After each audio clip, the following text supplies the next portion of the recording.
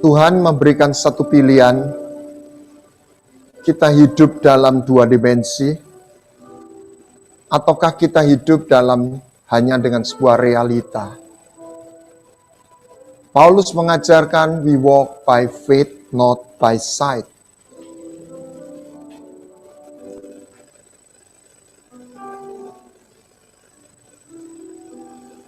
Kita hidup dengan satu kesadaran sebuah alam yang tidak kelihatan.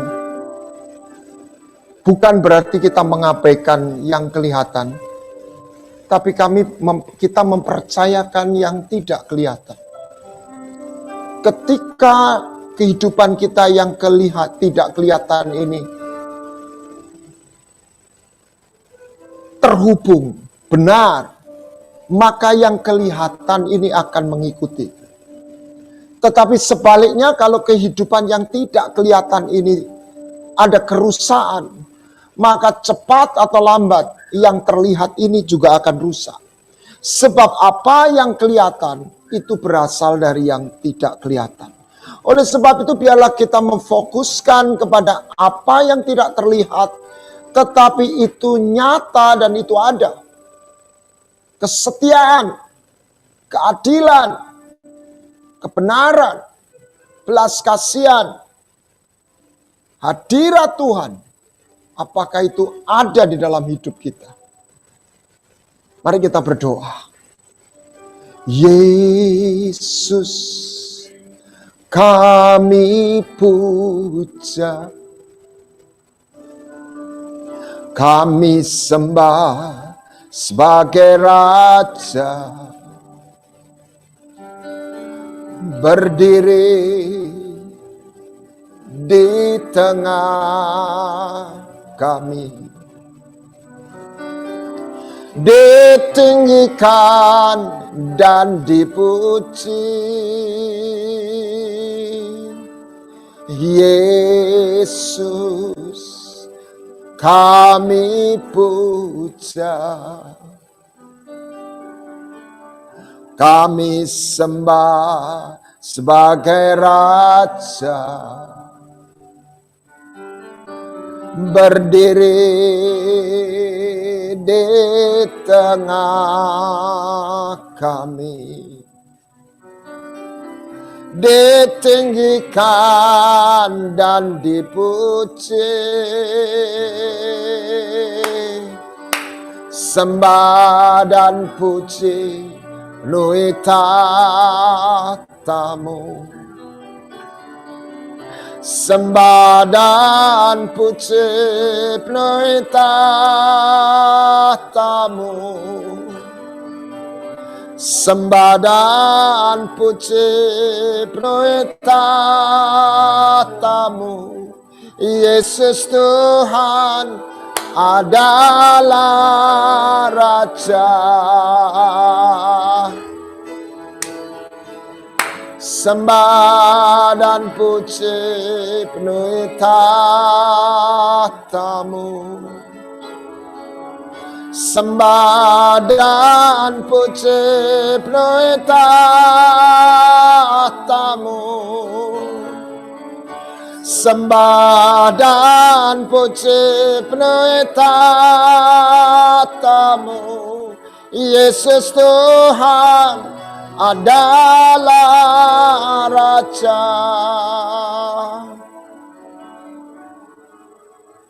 Sampaikan apa yang mau kau sampaikan Bapa.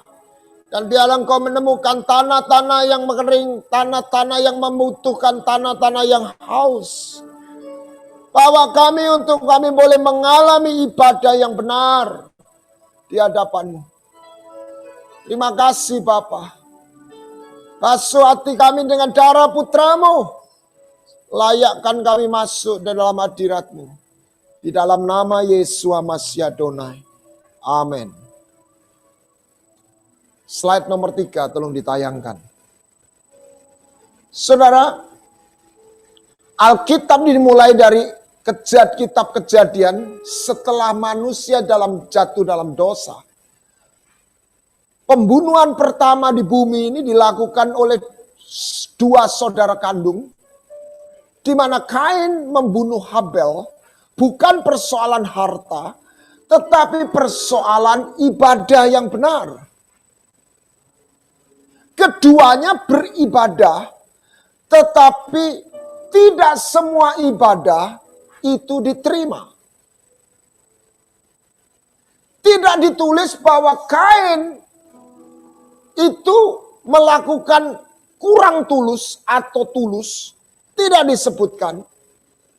Tetapi yang jelas Alkitab menyiratkan cara Kain beribadah itu tidak selaras dengan tatanan yang ada di dalam sorga. Bukan soal bagusnya batu mesbahnya. Kalau dipikir-pikir sebetulnya persembahan Kain juga nggak kalah ribet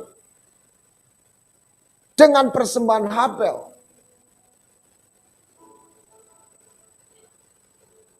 Tentu saja banyak tafsiran, tetapi yang saya dapatkan dalam pengertian pribadi saya, Kain tidak melibatkan darah. Kain tidak melibatkan korban sembelihan.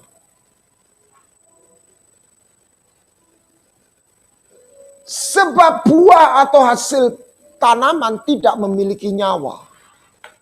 Jadi dengan kata lain, ibadah yang tidak menyentuh nyawa atau kehidupan, itu bukan ibadah. Ibadah itu sesuatu yang menyentuh, yang mempengaruhi kehidupan seseorang. Karena dengan cara itulah surga berhubungan, alam roh itu berhubungan dengan alam kelihatan di bumi. Jadi titik pusatnya atau senternya adalah tentang mesbah. Kita Maleakhi mengingatkan kita bahwa nanti ada saatnya akan terjadi perbedaan antara orang benar dan orang tidak benar. Antara mereka yang beribadah dengan yang tidak beribadah. Slide nomor 1. Paulus mengingatkan Timotius, latihlah dirimu beribadah. Artinya ibadah itu bukan sesuatu yang tiba-tiba kita fahami secara utuh. Tetapi sesuatu yang kita harus pelajari secara bertahap. Latihlah dirimu ibadah. Sehingga tingkat ibadah itu ada levelnya. Dan Paulus mengingatkan sebuah ibadah yang benar itu mengandung kuasa. Mengandung janji bukan hanya tentang kehidupan di akhirat atau setelah meninggal, tetapi memberi impact di dalam kehidupan orang yang beribadah di bumi.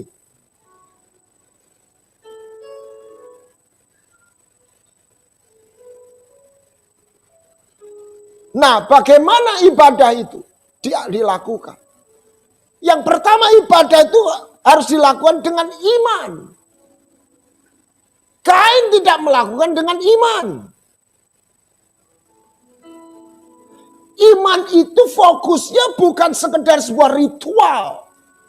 Bukan peraturan yang menjadi titik fokus yang paling inti.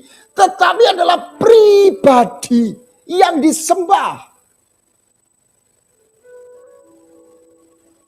Tidak ada satu penjelasan terlalu detail. Tetapi dalam Ibrani dikatakan Kain melakukannya tidak dengan iman. Iman itu berarti percaya bahwa yang disembah Tuhan itu satu pribadi. New Age, dia percaya akan spiritual force atau power. Tetapi dia nggak percaya bahwa itu satu pribadi. Dia hanya memahami sebuah energi. Dan itu bukan iman. Dia tidak akan ketemu Tuhan. Karena dia nggak percaya Tuhan itu ada. Kita kita harus percaya bahwa itu ada. Kok bisa begitu? Sedikit ilmu pengetahuan. Ya, saya sering dikritik, Pak, kalau khotbah jangan susah-susah. Anda tahu unsur paling yang namanya materi ini, paling kecil namanya elektron. Dan waktu saya baca buku itu saya terkejut. Dari atom itu ada subatom namanya elektron. Ini yang menjadi titik penelitian. Dan orang berdebat elektron itu materi atau gelombang. Dan ada seorang ahli fisika menemukan pemenang Nobel namanya George atau J.J. Thomson. Yang mana yang coba saya lihatnya. Saya kebetulan baru kirim ke teman saya. Bentar. Ini menarik sekali.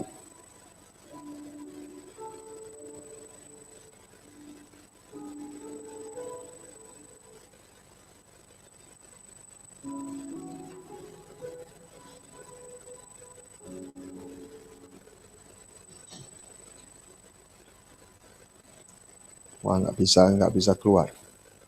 Ini keluar. Jadi J.J. Thomson, seorang ilmuwan fisikawan memenangkan hadiah Nobel yang meneliti dan membuktikan bahwa elektron itu materi. Tetapi 30 tahun kemudian anaknya juga seorang fisikawan, dia menang Nobel. Namanya George Thomson, menemukan bahwa elektron itu gelombang. Jadi elektron itu gelombang atau materi? Ya gelombang, ya materi. Dan ada seorang ahli yang meneliti, elektron itu hanya bisa jadi materi kalau ada yang mengamati. Jadi alam semesta itu bisa jadi visible, harus ada yang mengamati, observer.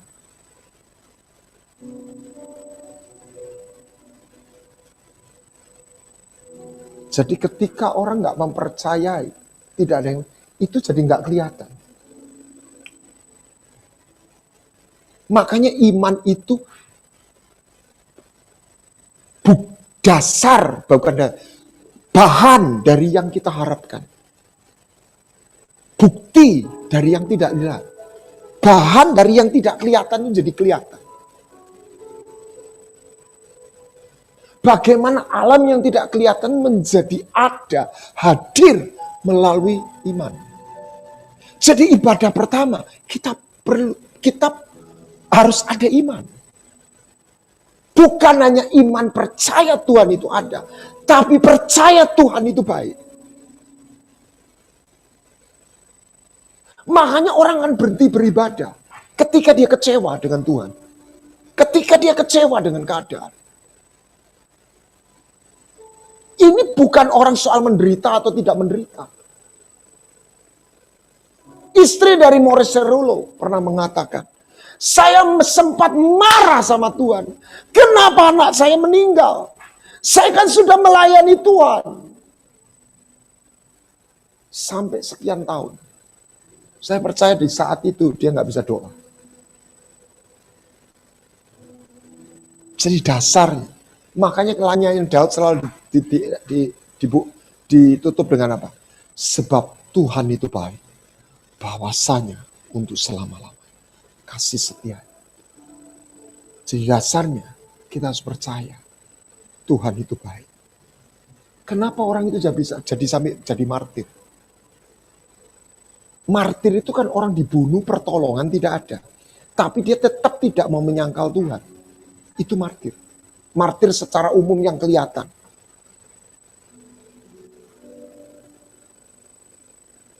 Kenapa? Orang itu memiliki iman. Tentang kesetiaan Tuhan.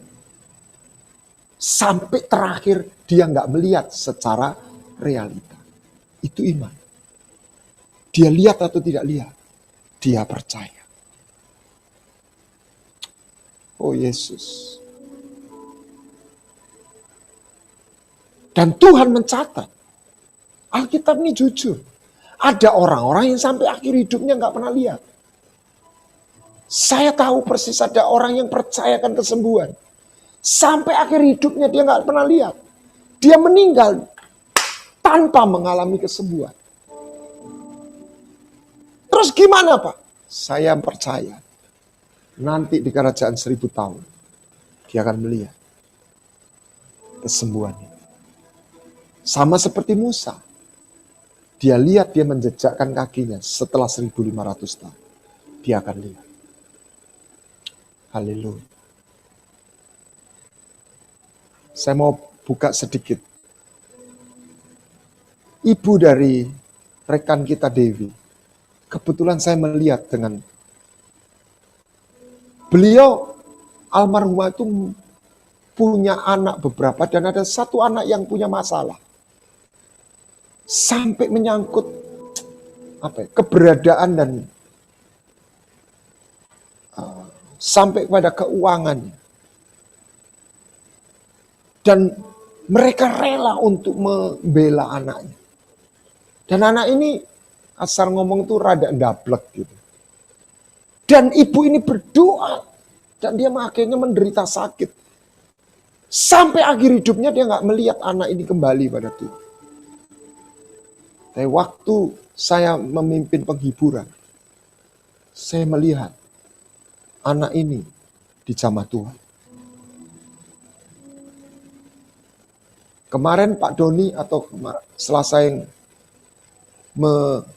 menyampaikan bahwa George Muller, dia berdoa dan satu temannya nggak pernah bertobat. Tapi waktu orang ini datang ke pemakamannya George Muller, dia dilawat Tuhan dan dia bertobat. Iman itu melihat sekalipun tidak melihat. Bahkan ada orang-orang yang mati nggak pernah lihat. Yesus datang. Dan seumur hidupnya dia menunggu Yesus datang. Tetapi nilai kesetiaan itu tidak pernah sia-sia. Ada seekor anjing yang namanya Hachi atau Ciko yang nunggu Hachiko. Ciko digabung Hachiko. Haji sama Ciko, Hachiko. Dan tiap hari dia menunggu tuannya datang. Dia nggak pernah lihat karena tuannya udah meninggal. Tapi kesetiaan anjing ini sepertinya menghasilkan dupa. Sampai sekarang ini dijadikan monumen. Kalau anjing aja bisa menghasilkan sebuah nilai.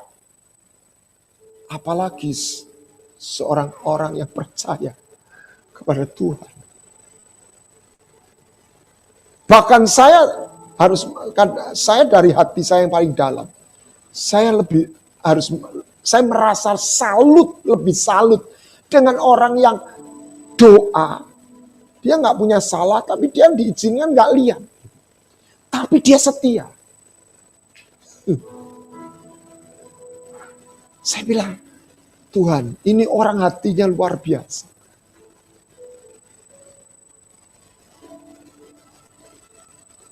Iman. Sebab orangku benar akan hidup oleh iman. Apabila ia mengundurkan diri, aku tidak berkenan. Kita nggak bisa beribadah tanpa kita percaya Tuhan baik. Maka jadilah seperti anak kecil. Percaya Bapa itu baik. Amin. Kau beri yang ku minta. Terus. Aku mencari, ku mendapatkan.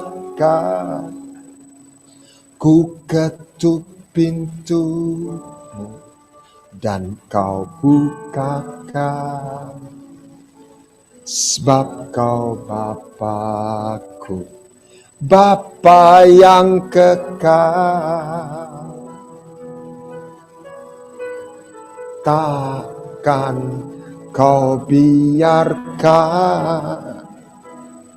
aku melangkah hanya sendirian.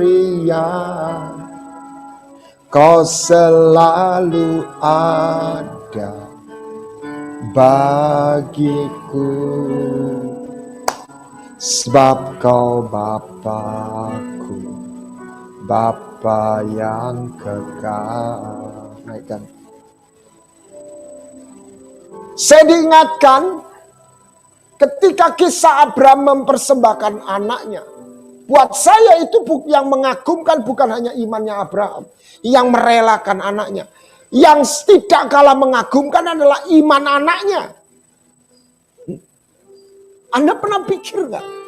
Ini mengagumkan, saya bilang ini gile banget gitu. Kenapa Ishak itu nggak berontak? Ishak itu nggak lari. Ishak itu nggak melawan. Disembelih loh.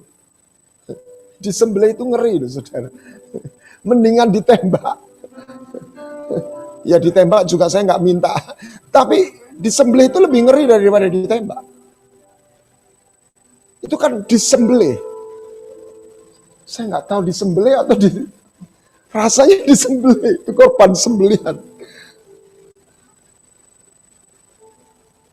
Dan Ishak merelakan dirinya. Kenapa? Dia percaya. Dan itu gambaran Yesus di atas kayu salib. Saudara lagi mengalami kesulitan. Saudara melihat pintu belum dibuka.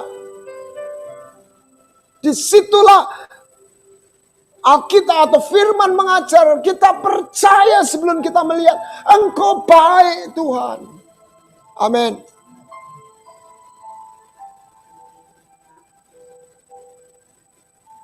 Lalu berikutnya apa itu ibadah? Adalah orang-orang yang berjalan bersama Tuhan. Makanya dia mengenakan jubah. Karena kita nggak bisa jalan sama Tuhan tanpa kita mengenakan jubah kebenaran. Wahyu pasal 4 mengatakan di Sardis ada orang yang berjalan bersama aku karena dia memelihara jubahnya bersih, tidak kotor.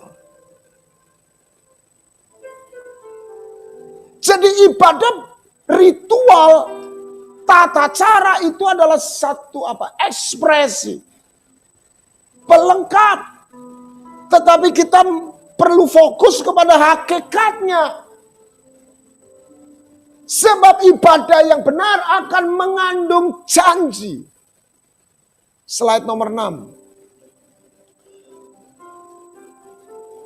Abraham melakukan perjalanan. Dia berjalan, dia merela berjalan dalam satu jalan yang Tuhan tunjukkan. Tetapi dia nggak hanya jalan, dia membangun mezbah. Ibadah tidak pernah lepas dengan mezbah. Tanpa mezbah tidak ada ibadah yang benar. Di Betel, di Hebron, puncaknya di Mulia.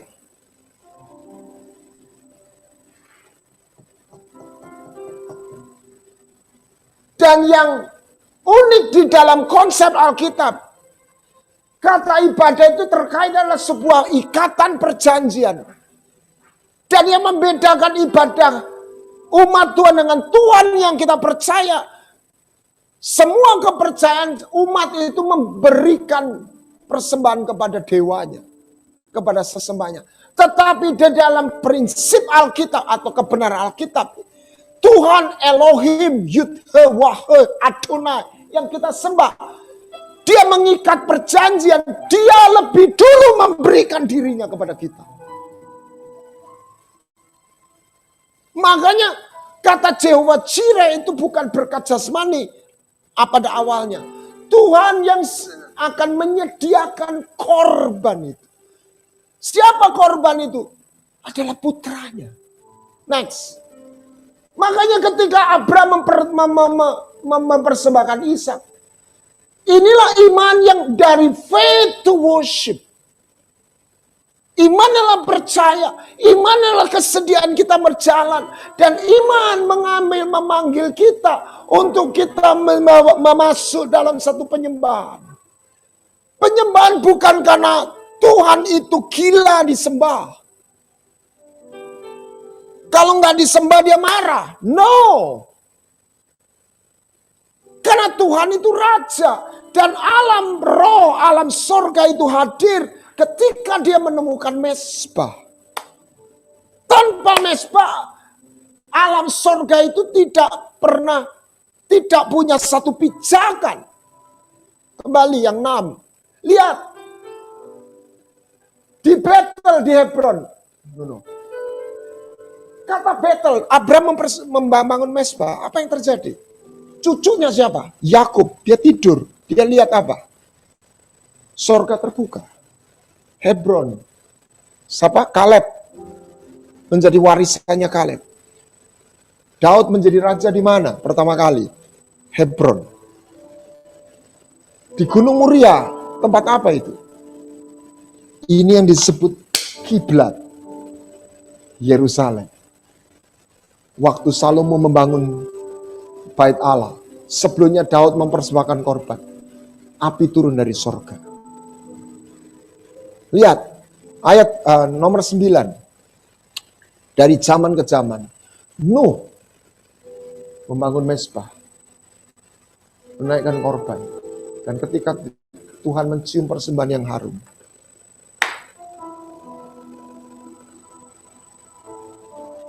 Dia mencium. Oh, banyak kekristenan terjebak. Oh, Tuhan itu korbannya. Ya. Dari Tuhan itu mempersembahkan korban. Tetapi dari umatnya. Tuhan memanggil kita untuk melakukan hal yang prinsipnya sama. Korban sembelihan. Tubuh dan hidup kita. Di situ pertemuan dan realita kehadirannya akan terjadi. Berikutnya. Bagaimana Elia membangun mezbah? Bagaimana mengajak orang Israel kembali beribadah? Memperbaiki mezbah. Karena mezbahnya hancur. Mezbahnya terbengkelai. Bagaimana api turun dari surga? Karena Tuhan menemukan mezbah yang sudah diperbaiki. Tuhan menemukan korban bakaran. Lihat. Mana-mana. Enggak ada kata benar. Potongan memotong lembu. Turunlah api, ini korban bakaran. Surga hadir di atas mezbah. Ukuran saya kok beribadah itu bukan aktivitas. Dan aktivitas ini bukan kalau ukurannya Pak Lukas bukan seringnya dia main keyboard. Ini ekspresinya, manifestasinya saja. Ini yang kelihatan. Tapi hakikatnya adalah apakah dia memelihara dan membangun mezbah. Itu berlaku buat kita semua. Berikutnya. Bagaimana bait. Nah ini saya cari gambarnya. Ini keren banget. Ini 40.000 sapi, 120.000 domba kambing. Dipersembahkan dalam sehari. Dan waktu Salomo memanggil nama Tuhan. Ini Tuhan yang hidup terbuka. Surganya api turun dari surga.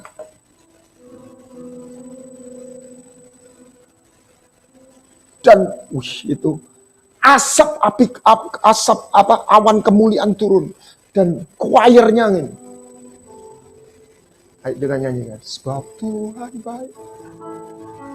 Sebab Tuhan baik, bahwasanya untuk selamanya, kasih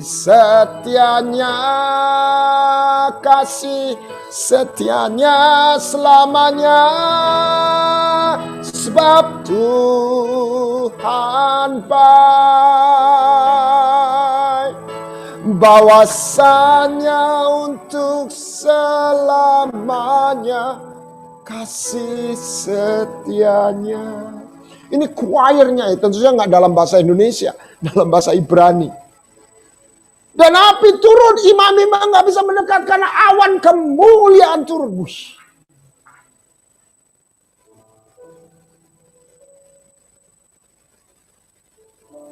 Dan Yesus berkata, bukan di tempat ini lagi, tetapi ada di dalam roh. Itulah gate-nya. Next. Demikian waktu Yesus disalib, hadir. Surga terbuka. Berikutnya. Lihat. Langit terbuka, bahasa Inggrisnya heaven was opened. Dibuka. Not for everyone, but to him. Karena Yesus ketika dia memberikan dirinya dibaptis, dia bukan dibaptis sebagai orang berdosa karena Yesus tidak berdosa. Dia memberikan dirinya, dia rela mati, taat, dan itu menjadi persembahan. Dia sebagai anak manusia, surga terbuka.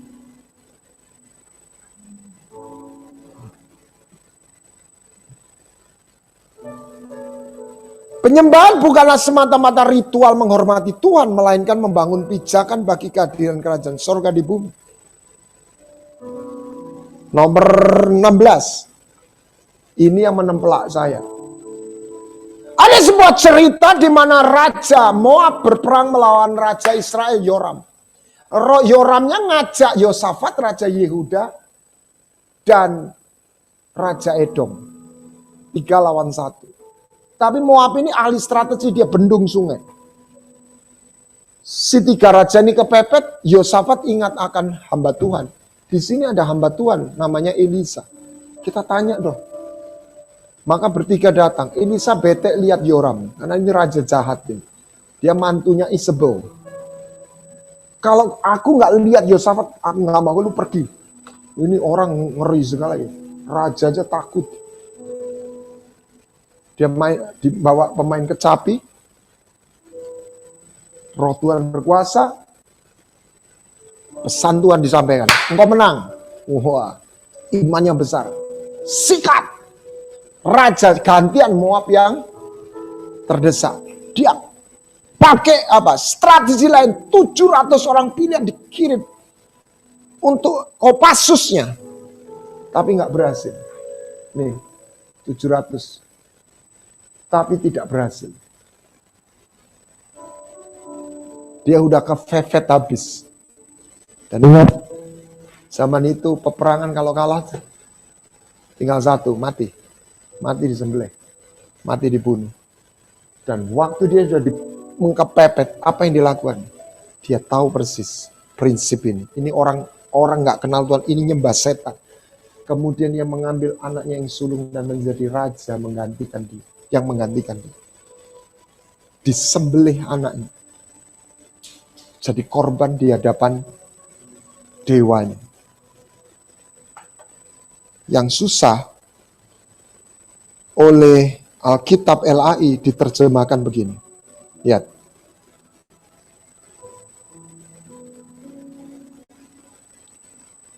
Oh Yesus. 2 Raja-Raja 3. Ayat berapa itu? 27. Yohanan 27. Kemudian dia mengambil anaknya yang sulung yang akan menjadi raja menggantikannya. Jadi ini putra mahkotanya. Tapi ini orang tahu prinsip. Setan itu niru. Setan itu ngerti loh. Pengikut setan itu ngerti maksudnya. Ketika dia mensembahkan korban di atas tembok pagar di depan publik, dia sembelih anaknya. Itu.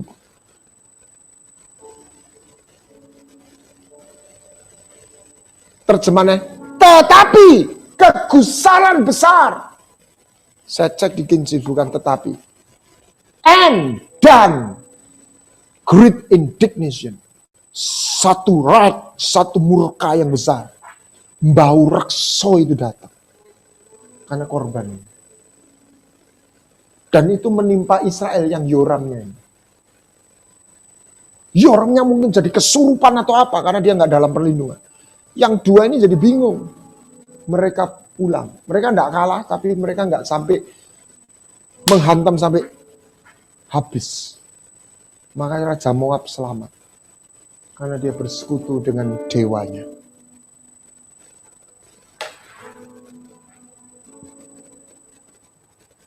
I give worship to your name. Jangan datang dengan tanah hampa. Alam roh itu bisa mencium, bisa membah. Alam roh nggak bisa dibohongi. Alam roh nggak bisa dibohongi dengan satu performan yang bagus, suara yang indah, suasana yang menyenangkan dan mendayu-dayu. Ayat 17, slide 17, lihat. Deal terakhir antara Fir'aun dengan Israel, dengan Musa, Pak. Fir'aun itu kan sempoyong, kena tulah demi tulah. Udah, yang laki-laki aja, perempuan jangan ikut. No way. Tulah berikutnya sudah, berangkat to kabeh. Terakhir tulah nomor 8 sudah, wes. Berangkat to, tapi kambing dombamu jangan kau bawa. Musa bilang no deal. Sebab kami tidak keluar hanya untuk bebas. Kami keluar untuk beribadah. Kita tidak diselamatkan, diampuni, ditebus bukan hanya untuk selamat. Bukan untuk diampuni saja. Untuk beribadah. Dan ibadah kami harus membawa korban.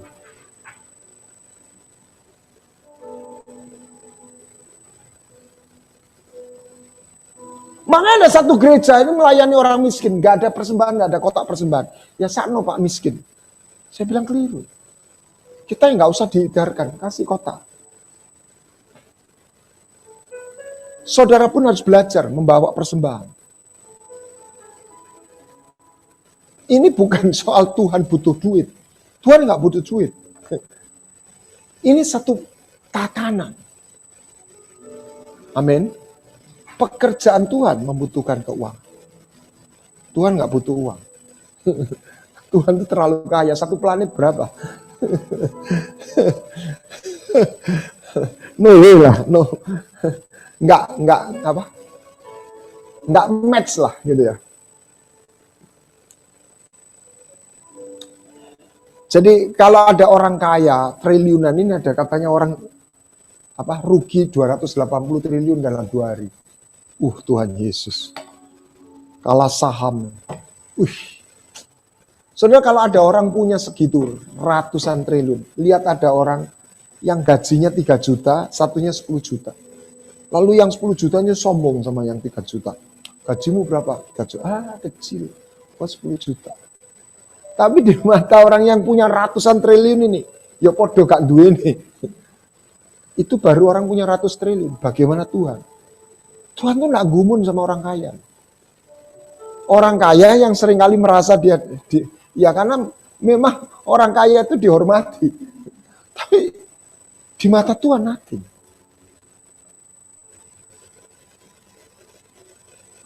Tetapi Tuhan lihat korban. Bukan, maksud saya itu bukan kita anti kaya. Bukan jumlahnya. Amin. Yang belum pernah belajar memberi. Apa yang diberi?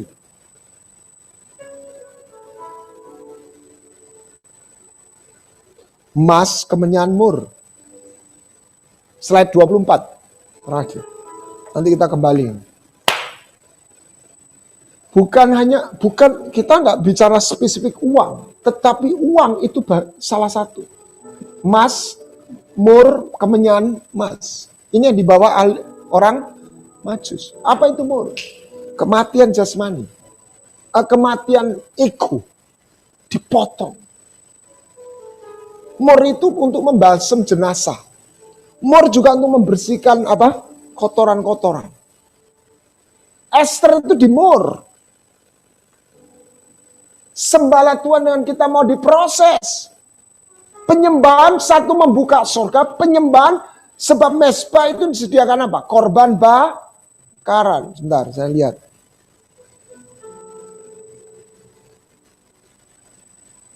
Mana?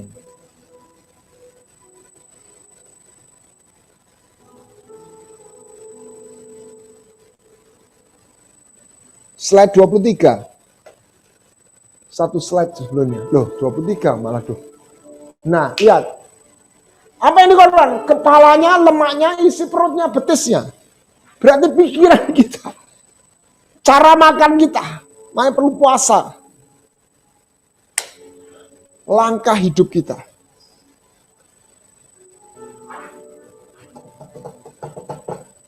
Kemenyan.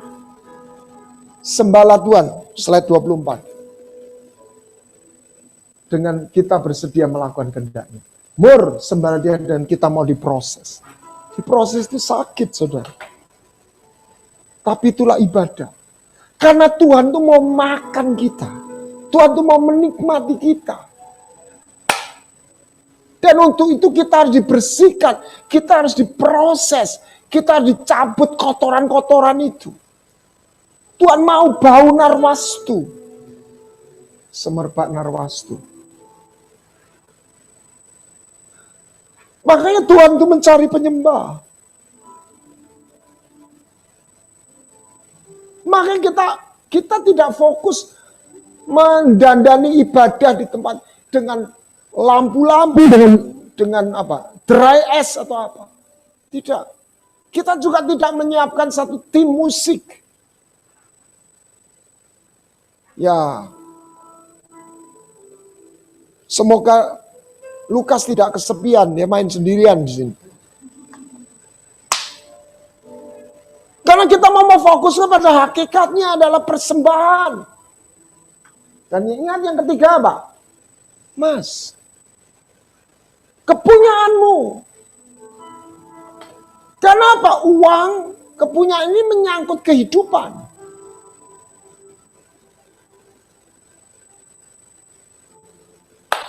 Apalagi kalau uangnya lagi seret. Tuhan bicara, kasihkan. Saya lihat ada satu tindakan-tindakan iman dari saya tidak perlu sebutkan namanya. Dia bawa persembahan dan saya tahu itu jumlahnya besar buat dia. Dibandingkan keadaan. Dan saya tahu itu persembahan yang harum. You can love it, you can give without loving. You cannot love without giving. Amin. Istri saya waktu kita ke Bandung, saya ketawa aja lihat. Ke toko yang dicari apa? Boneka buat cucunya.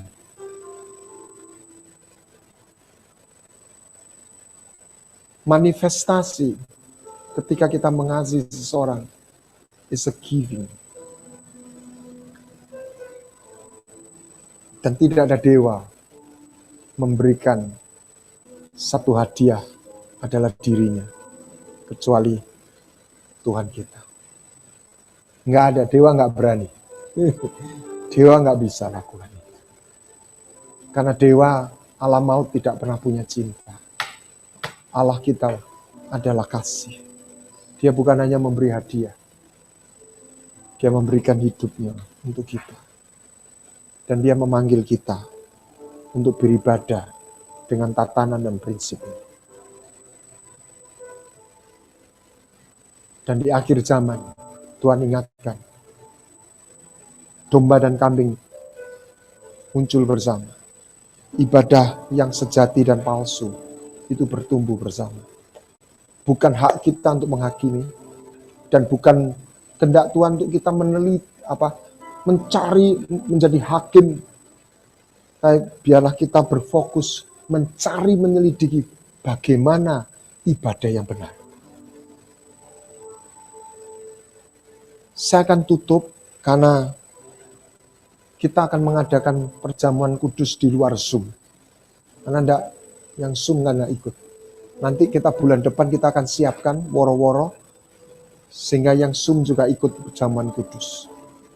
Tapi biarlah perjamuan kudus itu mengingatkan kita. Roti dan anggur, apa ini? Tubuh dan hidup Yesus. Siapa yang memberikan lebih dulu? Tuhan, bukan kita. Dan Tuhan memanggil kita yang sama. Persembahkanlah tubuhmu. Saya persembahan yang hidup. Mari kita bangkit berdiri. Mari kita buka tangan kita, hati kita. Bapa,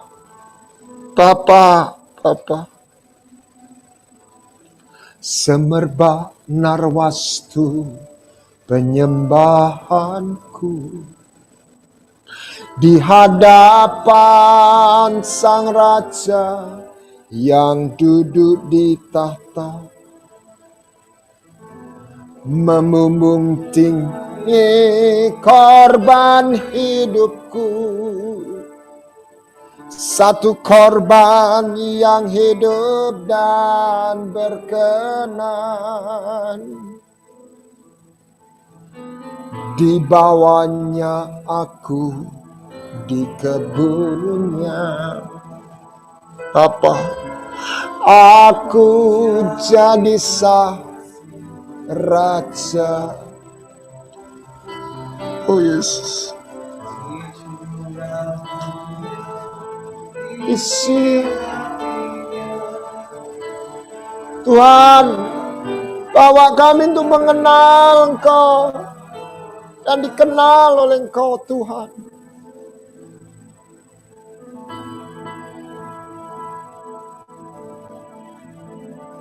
Berikan kepada kami hati yang Engkau impartasikan hatimu. Sebab darah dan daging tidak pernah mampu mengikut jalanmu Tuhan. Alkitab firman-Mu sudah mengajarkan, bahkan ketika Petrus bertekad mengikut Engkau, dia gagal. Tapi ketika Roh Kudus memenuhi dia rela mati untuk gurunya. Engkau tahu kedagingan kami, kefanaan kami, membuat kami ingin menyelamatkan hidup kami. Tetapi ketika Roh-Mu menguasai kami, Tuhan, kami rela untuk sesama dengan Engkau, Tuhan. Tanamkan hati-Mu di dalam roh kami. Jadikan kami penyembah-penyembah yang benar. Dan biarlah kami membawa emas kemenyan mur di hadapan-Mu Tuhan.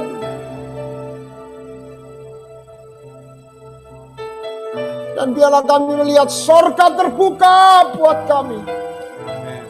Ketika kami membangun mezbah dan menaikkan korban dengan iman seperti Habel menaikkan korban. Dan lebih daripada itu Tuhan, Engkau hadir, Engkau ada dalam hidup kami. Engkau beri apa yang kami minta. Engkau membuka pintu yang kami ketuk. Ketika kami mencari, kami mendapatkannya. Engkau menjadi sahabat. Engkau bernyapa, Engkau berbicara pada kami. Yesus, lawat kami malam ini. Sembuhkan hati kami. Ampuni jikalau ibadah kami belum selaras dengan hati-Mu. Malam ini tanamkan Roh-Mu, taruh firman-Mu, sehingga kami kembali pada jalan-Mu. Kami tidak ingin menjadi sisa dan suam-suam. Kami mau menyala menjadi alat-Mu Tuhan. Ini kami Bapa, luputkan kami dari semua yang jahat. Dan bawalah kami masuk dalam kerajaan. Terima kasih Bapa. Biarlah berkat-Mu turun atas kami semua. Di dalam nama Tuhan Yesus Kristus. Haleluya. Amin. Silakan duduk kembali. Ada pertanyaan sebelum kita akhiri?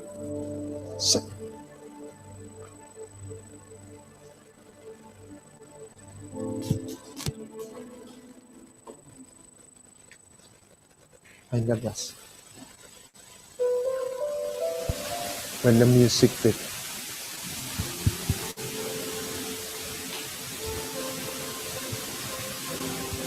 Ini pertanyaan dari minggu lalu, Pak. Maksudnya minta ditanyakan karena minggu lalu sempat kelewatan. Ya, apa yang saya sampaikan ada hubungannya dengan apa yang disampaikan Pak Doni dalam roh dan kebenaran. Jadi bagaimana alam roh itu terbuka ketika Tuhan menemukan mesbah. Dan untuk masuk di sana, setelah masuk kita harus ngerti tatanan dan kebenaran. Ya, silakan. Pertanyaannya minggu lalu kan ini mengenai bela diri. Terus pertanyaan lanjutannya, pertanyaan saya apa batasannya bela diri sebagai olahraga dan berubah menjadi spiritual? Batasannya apa?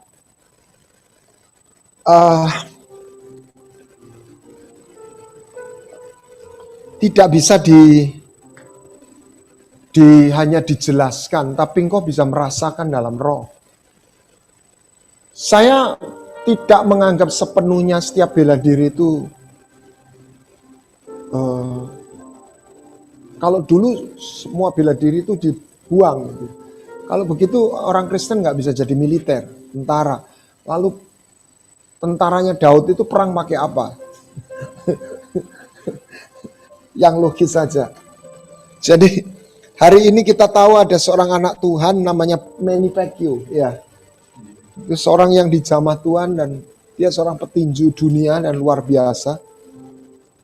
Dan saya pernah melihat, saya bisa katakan Holyfield dia bertinju waktu melawan Tyson itu under anointing. Tetapi tidak mudah untuk orang belajar bela diri, tetapi dia buat saya begini, bela diri itu adalah melatih mental. Bela diri bisa membuat satu prinsip spiritual, tetapi bukan menjadikan seorang anak Tuhan itu menjadikan spiritualitas di dalam bela diri itu yang diikuti. Spiritualitasnya harus adalah Kristus. Tetapi mentalnya ini yang saya percaya kenapa Musa dan Paulus itu menjadi alat pilihan Tuhan. Bukan hanya dipilih, tetapi kenapa mereka jadi hamba Tuhan yang efektif? Secara mental mereka telah dilatih. Mereka terlatih. Disiplinnya, mentalnya, penyangkalan dirinya, mereka udah sehingga ketika anugerah itu dihadirkan, itu wadahnya sudah siap. Seringkali sebagian anak Tuhan bahkan lihat penglihatan sorga. Bahkan saya lihat dengan mata orang-orang yang melihat penglihatan sorga, pulang retreat nggak ada bekasnya. Kenapa? Karena jiwanya, mentalnya nggak siap. Karena anggur yang baru harus disimpan dalam kirbat yang baru. Mentalnya harus disiapin. Kira-kira seperti itu. Nah, olahraga itu melatih mental. Tetapi ada satu titik ketika orang dalam melatih diri, dia mempercayai dirinya sendiri. Dan itu bahaya. Tapi kalau gitu jauh. Nah, kalau begitu ya orang Kristen nggak boleh kaya, nggak boleh pinter. Menurut saya kita akan berhadapan dengan nggak bisa. Jadi itu sebenarnya sikap hati. Tentu saja ketika orang diberi kekayaan, dia harus punya kerendahan hati yang lebih dari cukup. Karena orang nggak punya rendah hati ya lebih gampang daripada orang kaya.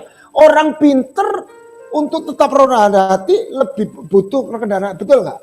Orang kuat ya butuh rendah hati. Orang pinter lebih gampang sombong daripada orang nggak pinter. Lah yang memang paling bencek itu lah orang bodoh, orang miskin tapi sombong gitu. Tetapi bukan berarti kita kalau gitu dilarang kaya, dilarang pinter, dilarang kuat. Nah terus anak Tuhan jadi apa? Kira-kira seperti itu. Kita nggak bisa, kita nggak perlu takut dengan sebuah pencapaian. Tapi bagaimana pencapaian itu menjadi sebuah misi. Tuhan memberkati. Tetapi tentu saja ada hal-hal yang simpangan-simpangan di situ. Orang bisnis ada yang pakai dukun, orang bela diri bisa pakai roh setan. Itu dunianya roh setan juga bisa masuk di situ. Secara fisik saya tidak melakukan lagi, tetapi secara bukan apa yang saya pernah lewati itu memberikan satu seperti satu bekal awal. Sama seperti Musa, dia dididik dengan hikmat Mesir. Bukan berarti dia mengandalkan, tapi hikmat Mesir itu membentuk dia. Dan Mesir itu negara yang luar biasa. Makanya dia bisa mimpin, dia bisa bikin nulis kitab, itu kitab hukum pertama. Kalau dia nggak jadi pangeran, kira-kira nggak keluar kitabnya. Dan begitu. Kenapa Paulus mesti diutus? Ya kalau hari ini Petrus urapannya kenceng tapi nggak bisa. Kalau hari ini nggak bisa ngomong Inggris. Jadi nggak bisa khotbah di bangsa-bangsa, gitu loh. Ini contoh simpelnya. Jadi Tuhan itu nggak terbatas, tapi listrik itu nggak terbatas. Tapi untuk lewat dia butuh kabel. Nah itulah namanya mental. Wadah. Oke, semoga bisa menjawab. Jangan takut dengan olahraga, jangan takut dengan selama itu tidak jadi berhala. Nah, sampai titik mana? Ya saya tanya juga lah, kalau orang kerja sudah kaya masih kerja lagi, boleh nggak? Saya kira nggak ada gereja yang melarang ya. Tapi di situ dia menghadapi pencobaan demi pencobaan. Ini yang kadang-kadang sebaliknya dari mimbar tidak diingatkan. Kamu tambah kaya itu kalau kamu kuat lebih baik jangan tambah kaya loh. Kamu jatuh di situ. Bisa betul. Untuk orang ini, tapi untuk orang yang lain bisa nggak apa-apa. Go ahead. Di Alkitab ada yang namanya Yusuf, itu kaya raya, perdana menteri, ganteng lagi. Tapi dia nggak, bukan orang yang womanizer. Tapi ada orang yang kelemahan itu, kaya sedikit, pembeli sedikit sudah nggak kuat. Ya kita harus tahu kelemahan kita yang mana. Tuhan memberkati. Oke?